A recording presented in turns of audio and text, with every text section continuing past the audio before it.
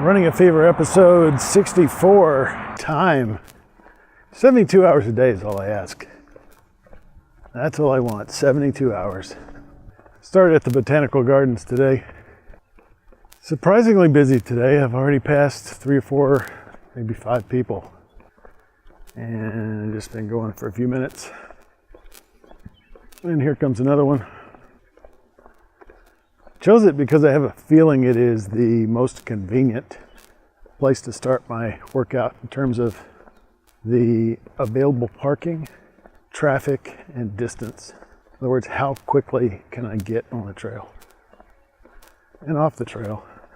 I have so many things I want to do in life. I love my life. I want to make this world a better place, and I've got all kinds of ideas on how to do that and time that I need to put those ideas into action.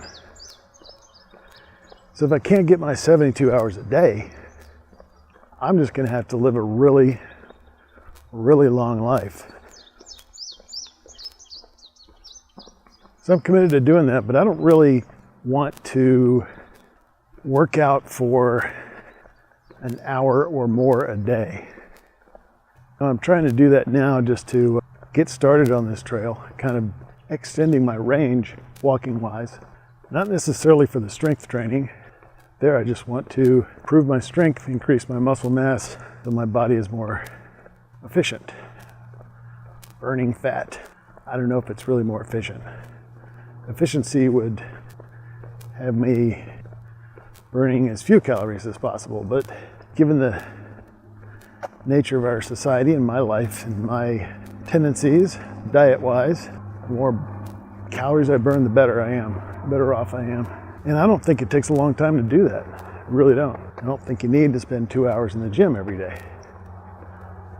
I mean, what's the point? Break down your muscles and leave.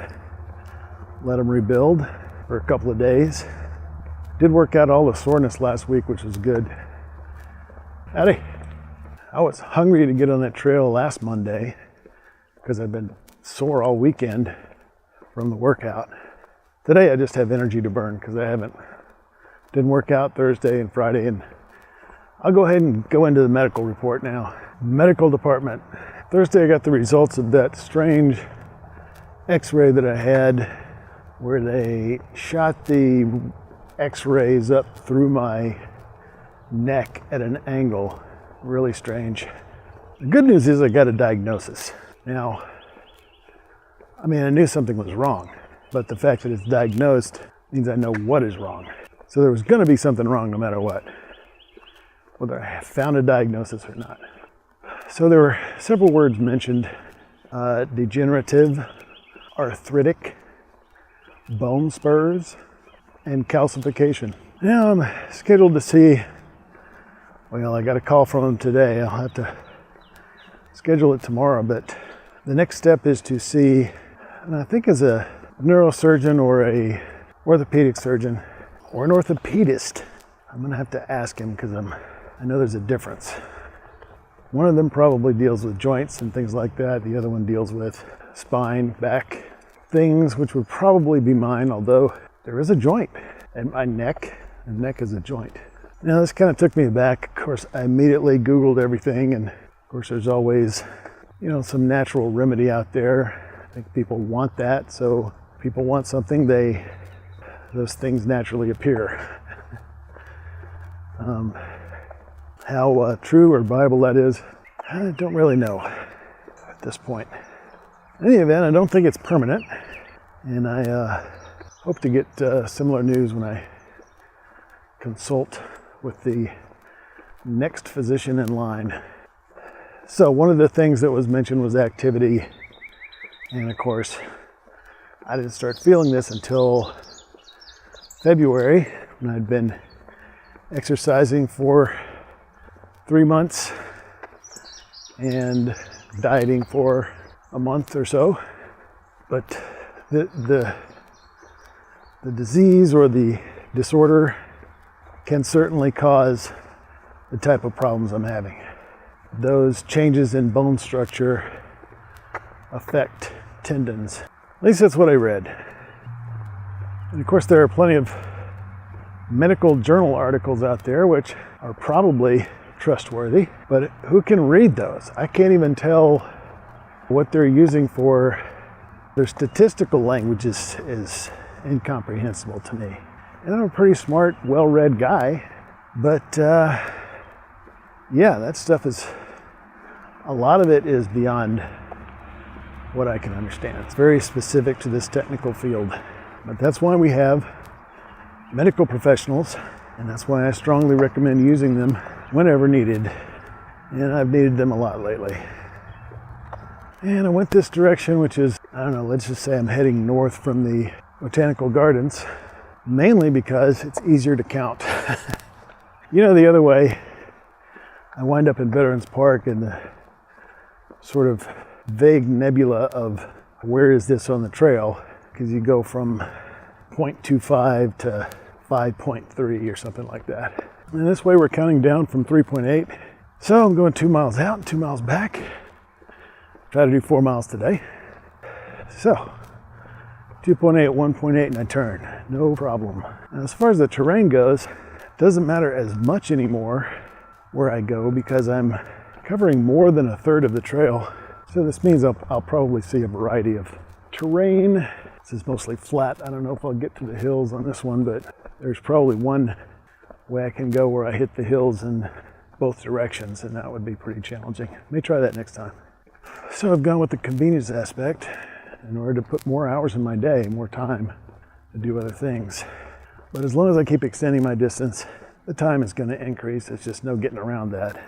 Over a mile now, 22, almost 23 minutes into the workout, and I'm going to get some shade. I am wearing sunscreen today, but you know, I was in such a hurry to get out of the house. I put it on my face and my neck and all that, but I forgot to put it on my arms. I'm going to get some burn on my arms. Very fair skin. It's even more important for someone like myself. For you, if you are fair-skinned and you get these third-degree burns that can be caused by the sun easily, it's more important that you protect yourself. Most people out here are in their own microcosm, listening to music. That's fine. It's not like they're going to have people like me all the time to say hello to and never see again, or maybe see on the way back. I passed at least 3 people who were apparently talking on the phone while they were walking. Trying to push my pace to save time and increase my heart rate a little bit, work a little harder. So I think I've done that. I'm no longer, I think, walking a 20-minute mile, probably shorter than that, maybe 18, 2.3, so I'm a mile and a half in. So beyond the point of no return, if I make it back to my car, I'm definitely going to have walked more than 3 miles today. And it's probably good that I do this forward and back thing because I force myself to walk the whole distance if I make it that far. I mean, however far I make it back, I make it out, I've got to come back the same amount. Mile and a half in 28 minutes. It is pretty hot out today, 91 in the car when I left home, and I'm feeling it. One of the other disadvantages of coming out early in the afternoon like this, even though it usually is less crowded, it's going to be hotter. The sun is going to be more overbearing and harsh.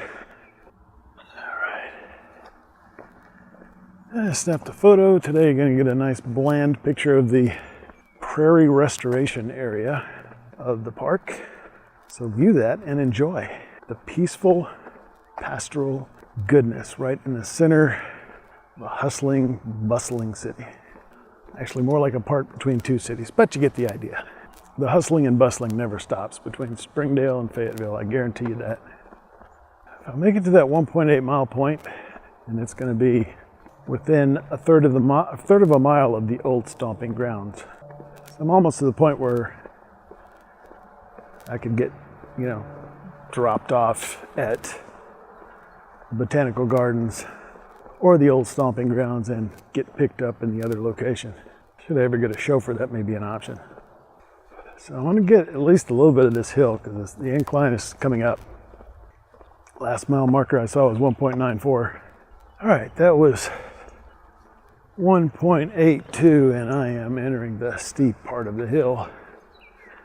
And I think I'm going to go up to this curve in the road and just turn around there. Just probably 1/10 of a mile, I'm just guessing. 2 miles in 38 minutes.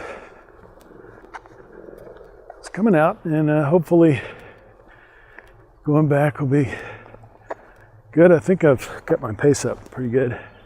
So hydration department, I did drink a 20 ounce on the way out here. It's easier now that I'm no longer recording in the car. But I didn't drink near enough during the day, probably maybe half of what the minimum that I should be getting. But I found out a little bit of information about that sort of nugget of information that I got from a bodybuilding website, in which I learned that bodybuilders will drink 10 liters of water per day. And I found out that's not exactly true on a consistent day in, day out, year in, year out basis.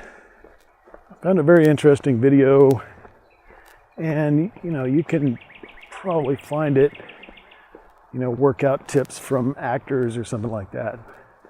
And it's from these guys who they have to look good on film.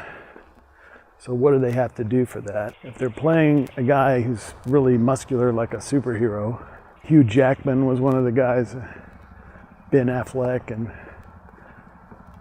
some of those guys who have played these roles of characters that are supposed to be really strong and big and muscular, and no fat, of course.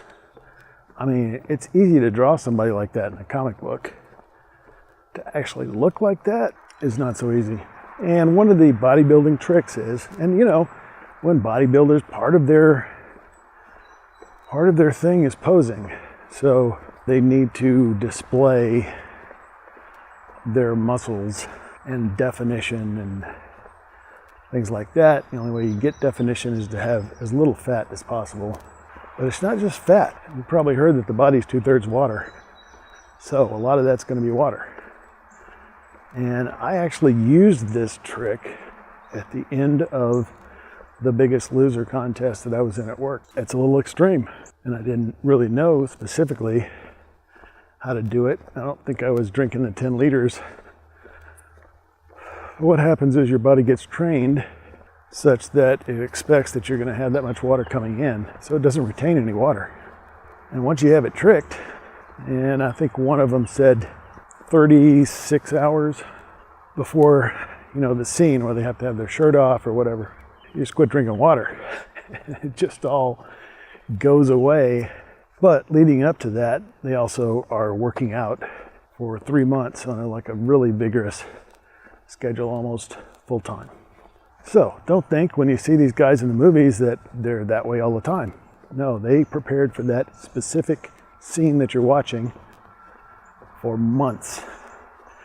And then they did something so extreme it's dangerous to do it for a long period of time. You couldn't actually go without water for a long period of time. But you can for a day and a half. Or in my case, 2.5 days. And you can lose a lot of weight. I lost 8 pounds in 2 days. But it's all water. You gotta put it back into your body. It's not really helping you in the long run. Which is why I don't count that 8 pounds in my baseline here today. My baseline is 212, not 204. And it's an interesting video if you ever get to watch it, that, it sounds like they all had the same trainer or chef or dietitian or whatever, because they all were pretty much at least twice the calories you would need for a regular person, right? 4,000, 4,500 calories, but it's all chicken. And not fried chicken, just chicken. And steamed vegetables. Maybe some brown rice. So there you go. All these changes in the body. 70% diet, 30% exercise. Okay. So we're at about 3 miles now. 46 minutes. I probably didn't calculate that correctly. No. 2.4 miles. Pace hasn't really changed. I'm just taking some longer steps, and I'm Definitely feeling it, but I'm not losing my energy. Pretty good episode today. I mean, I walked 4 miles and talked about time and how to best take advantage of it. I'm going to keep on doing that because I want to live as long as possible because I love my life. I hope you do too. So keep the fever. I will talk to you next time. This is the Padua Podcast Network. PaduaMedia.com.